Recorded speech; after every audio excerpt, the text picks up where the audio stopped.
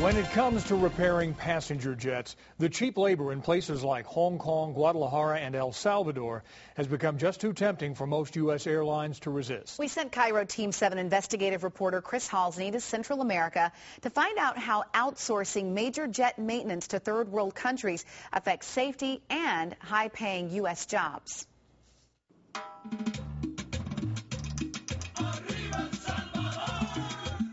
El Salvador wants to rid itself of its guerrilla war reputation and glean a new image. Fruit-filled jungles, coffee plantations, Pacific beaches, and the multi-million-dollar business of repairing Boeing-made jetliners. While many Salvadorans live on just a few dollars a day, the $2 to $5 an hour made by mechanics at the Airlines jet repair facility outside San Salvador is considered a high-paying job. But is the flying public really comfortable knowing a below-minimum wage jet mechanic might be conducting major maintenance on their aircraft? The airline is a dog-eat-dog, tough, rough. It's a business where it's almost impossible to make a decent return on your money. Bob Ditchie is an aviation maintenance expert and retired co-founder of America West Airlines. You don't think that this is a risk to outsource maintenance of airframes to some of these countries that we consider third world? And indeed, I do. I do. I think that wherever you send work, no matter where it is, even in the United States, you'd best watch them. You'd better watch them. Team 7 investigators went to Airlines to find out more about its operation, run out of 4 hangars near El Salvador's International Airport. We found plenty of 18 and 19-year-olds crawling around jets from U.S. companies like Southwest, JetBlue, and U.S. Airways.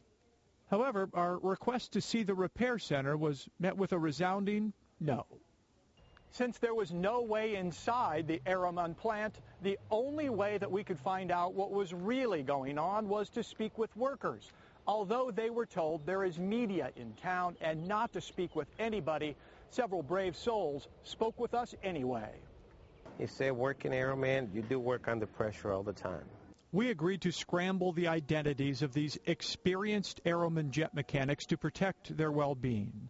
Both say they've seen managers forcing less experienced workers to take dangerous shortcuts to save time and money on jet repairs. Also, it's hard not to notice that the two men don't speak English, the language of Boeing repair manuals and instructions. What percentage of the workers does he think can either speak English or read the English manuals that are required to come with these planes?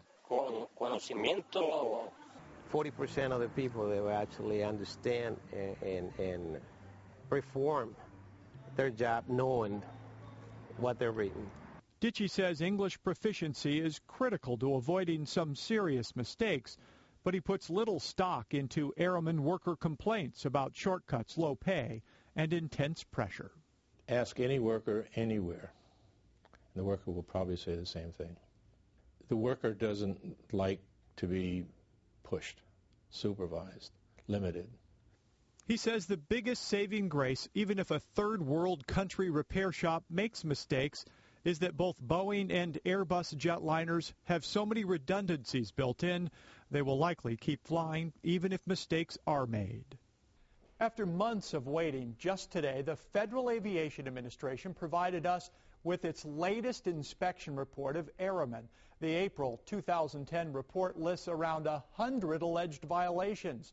We're consulting with experts who can tell us which, if any, of the noted discrepancies are serious. Reporting in studio, Chris Halsney, Cairo 7 Eyewitness News.